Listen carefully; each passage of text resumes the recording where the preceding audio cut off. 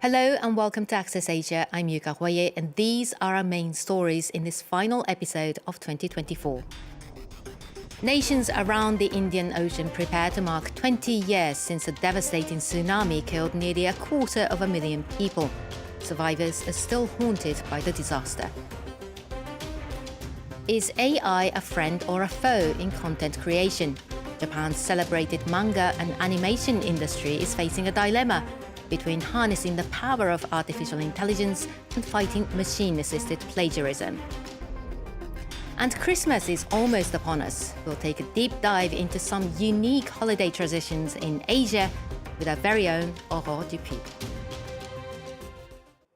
It was on the 26th of December 2004, a magnitude 9.1 quake struck off the coast of the Indonesian island of Sumatra, triggering the deadliest tsunami in history. The tremor released energy equivalent to 23,000 Hiroshima atomic bombs and sent huge waves across the Indian Ocean, causing widespread devastation in more than a dozen countries. Around 230,000 people died, 3/4 of them in Indonesia. 20 years on, countries are better prepared with a global tsunami warning system in place. In India, where 16,000 people perished that day, a sense of the trauma still lingers with survivors amid the grief of what they lost. Luke Shrego takes a look at a community in India. Mohan lives in the fishing village of Akaraipatai in southern India. Like elsewhere on the Indian Ocean, it was badly hit by the 2004 tsunami. And even 20 years on, residents still carry the trauma. I get scared if I hear the word tsunami. If there's another tsunami, they say this whole place will be destroyed. We're afraid if we hear the word destruction. I lost my mother in a tsunami. What happens if I have to face that another time? It's a common story with survivors of the tsunami that killed more than 230,000 people across the entire region. The last 2 decades have seen moves to make improvements to infrastructure and at least provide some sort of emergency plan for earthquakes that might cause a tsunami in future. There were no escape routes earlier.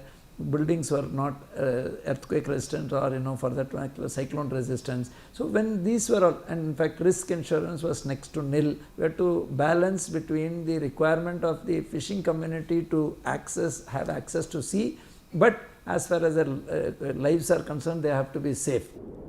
However, despite installing sea walls, watchtowers, tsunami information centres and even mangrove plantations to cope with ocean swell, another risk remains, that of cyclones, the equivalent of hurricanes or typhoons elsewhere. We now have so many precautionary measures, including walkie-talkies to spread news, to warn people and give weather forecast warnings. When fishermen hear about rough weather, they return safely. For all too many who make their living around the Indian Ocean, though, that's little consolation. I still have my child's photograph with me. If she lived, she would have been 22 years old. For these are the people who continue to bear deep emotional scars, long after the physical ones have healed. Artificial intelligence is promising to revolutionize the workplace, including in content creation, but it also poses a threat. In Japan's celebrated manga and anime industry, some creators have embraced the technology as something that makes their labor-intensive job much easier, but others have launched lawsuits claiming their work has been illegally copied by AI. Our team on the ground sent this report. Artificial intelligence is essential to the work being done at this animation studio in Japan.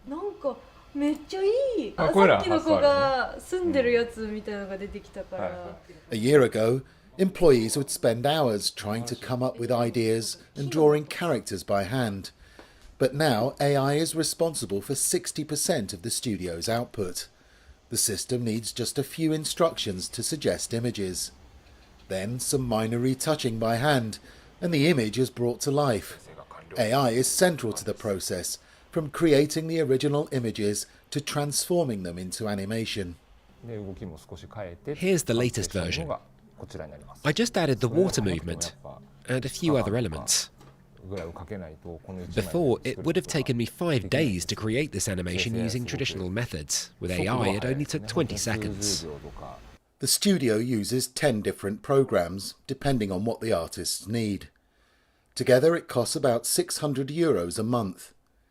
AI doesn't always produce perfect results straight away, but the time saved is invaluable for the studio's 6 employees. But AI is not always on the right side of the law, as this illustrator of 15 years found to her cost. Last year, someone impersonated her online and used AI to publish drawings inspired by her work. She's asked to remain anonymous. Here are characters that are very similar to mine. The author then threatened me on social media, saying they would create pornographic images inspired by my manga. It's clearly being done to harm my reputation. Japanese copyright laws do little to protect content creators. Pointing out similarities is not enough to convict a bootlegger. Elements of the drawing must be an exact copy of the original. Copiers used to need real talent to pass off manga as their own, but with AI they can plagiarize images in a few seconds. This lawyer, specializing in copyright cases, says 60% of his clients are victims of AI-generated plagiarism. Japanese law tends to indirectly encourage the use of artificial intelligence. We need to rethink not only the law, but also contracts and even technologies.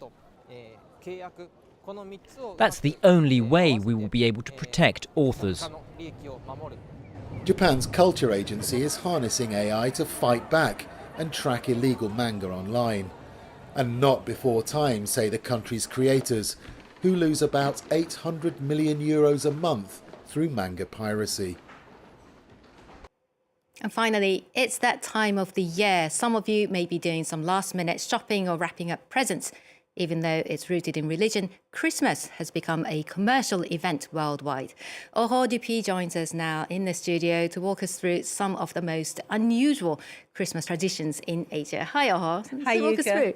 Yeah, we'll start with your home country, Yuka, Japan, where the traditional Christmas meal doesn't consist of turkey, roasted veg and gravy. No, in Japan, you guys eat KFC for Christmas. Buckets of chicken. Right, Kentucky Fried Chicken is so popular that people are willing to queue for hours or order their KFC boxes weeks in advance to ensure that they can get their fix. Now, you might wonder, why the fast food? Why not foie gras or oysters that we eat here in France? Well, apparently, back in the 70s, a chain manager in Tokyo heard a customer complain that he couldn't find any turkey, so he went for chicken instead. And that was the light bulb moment. KFC rolled out a huge marketing campaign, and the Japanese fell for it.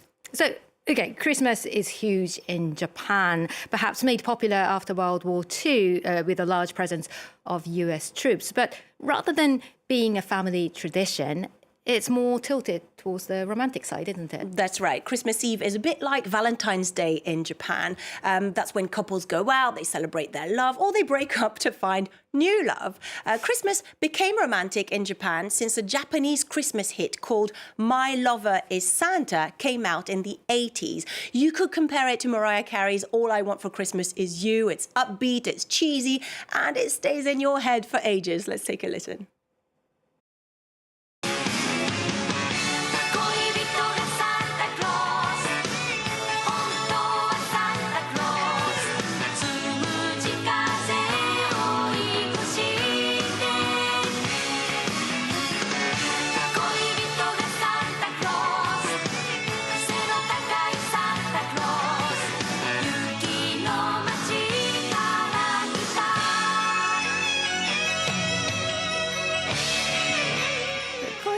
Santa Claus. Now I can't get it out of my head. Neither can I. We'll have it during the whole holiday season. So let's head to the Philippines now, where the festive season starts early, very early. In fact, as early as September. Yes, every year we're all like, we've barely eaten Halloween candy and already Christmas decorations are out. Well, if you think that's too early, think again. In the Philippines, from the 1st of September, you'll hear jingle bells blaring in the malls with shops selling their traditional star-shaped lanterns. People flock to mass to make a wish.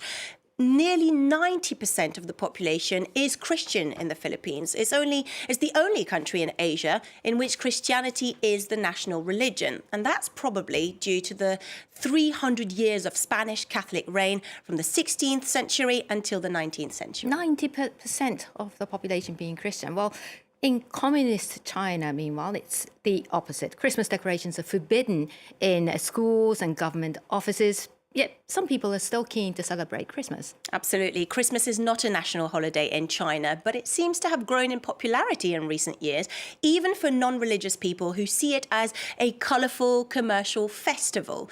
Let's take a look at this Christmas market set up earlier this month in the heart of Shanghai.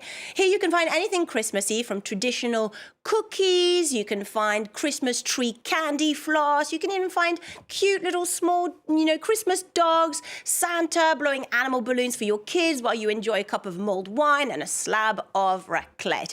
Now, this, of course, outrages the ruling Communist Party, which calls it the Festival of Shame or Western Spiritual Opium. Now, under the leadership of Xi Jinping, relations between China and the West have soured and nationalism is rising. And as a result, Beijing wants to boycott Western cultural values, trying to cancel Christmas for the more than 40 million Christians living there. But many in China still celebrate it. And the irony of it is that here in Europe, when you want to decorate your tree, many of the Christmas bling that you'll find here is made in China. You guessed it, China. Of course, that's the case. Well, thank you very much for all that. And that's it for this edition of Access Asia. All our best wishes for the coming year to our viewers across the world. And we'll be back in the new year with more stories. Meanwhile, stay tuned to France 24 if you can. There's more world news coming up.